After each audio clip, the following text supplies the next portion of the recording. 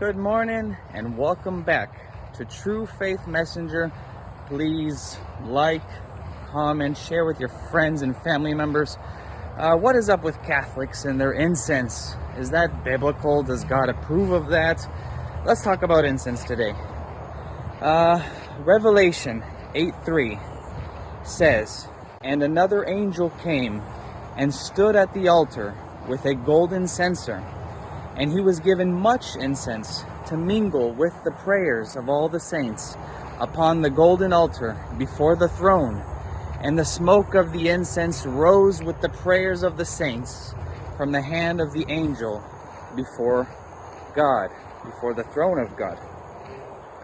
Here we can see going on some type of heavenly mass. There is the altar, there is the incense, just like the incense in a Catholic Mass here on earth. So we are imitating in the Mass the heavenly worship of the Father. And that verse, we see how incense is it's symbolic. It's symbolic of our prayers going before God, and not to mention the prayers of the intercession of the saints, from the hand of the saints, it even says.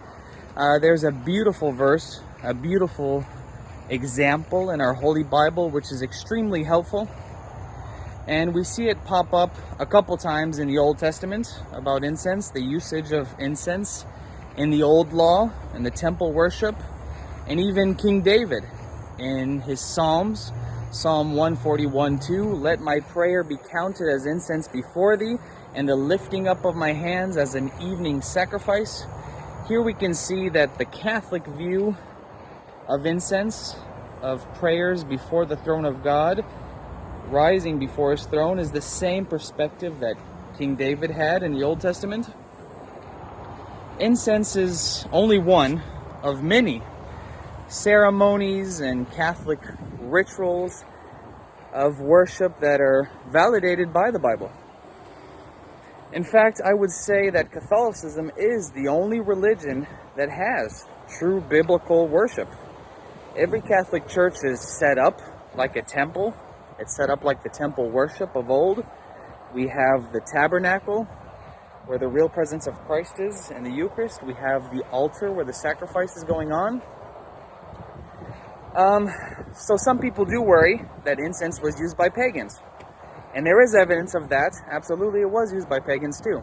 Again, just because someone uses something differently than how God uses it in his religion, doesn't mean that you can no longer do it, or that it is something evil and prohibited for Christians.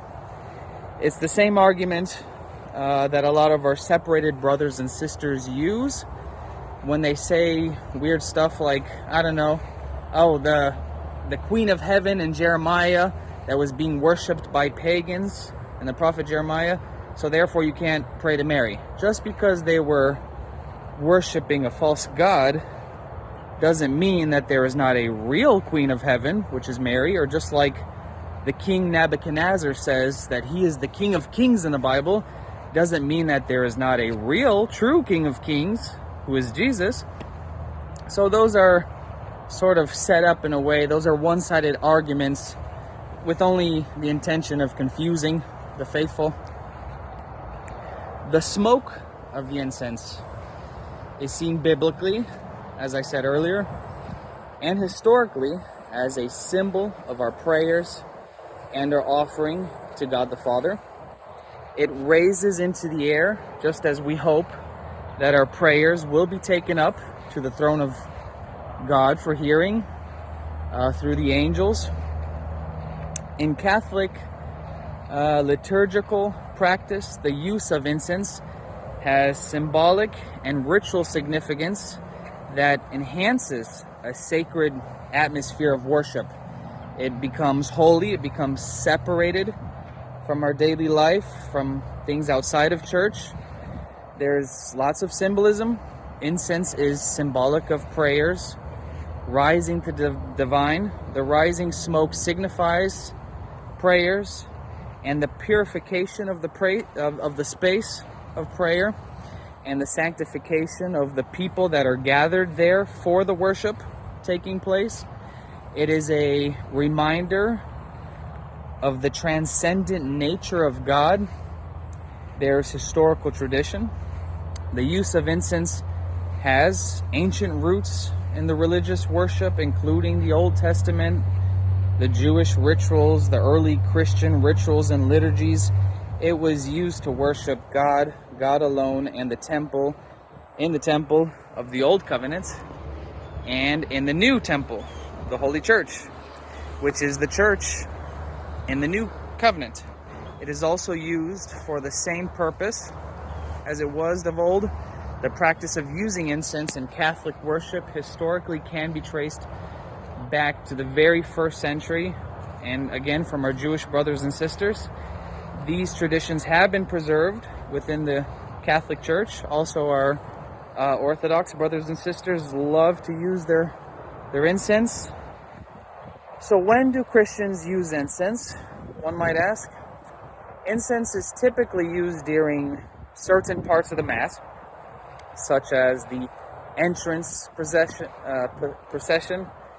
the gospel reading, when we're about to hear the words of Jesus, God made man in the flesh, the consecration, when we're consecrating the host and the wine, and for the final blessing. It may also be used on special occasions, such as liturgical processions outside, special feast days, and special devotional services. Some people, though, probably not the majority, use it in their morning offering and their evening offering of the divine office, when we're praying our psalms to Christ.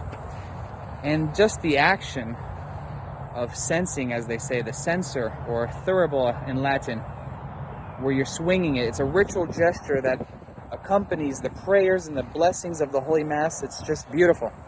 The clouds of incense created during the censing are seen as a visible sign of God's presence among us. It's a representation of the prayers of the faithful also in heaven, sort of like the cloud that was with the Israelites in the Old Testament that was guiding them. It was a symbol of, it was God with them, and that's symbolized now with our incense.